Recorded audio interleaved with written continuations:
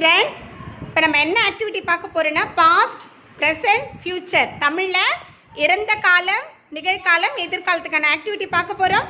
Let's start. Sound அழகாக சொல்லுங்க பார்க்கலாம்.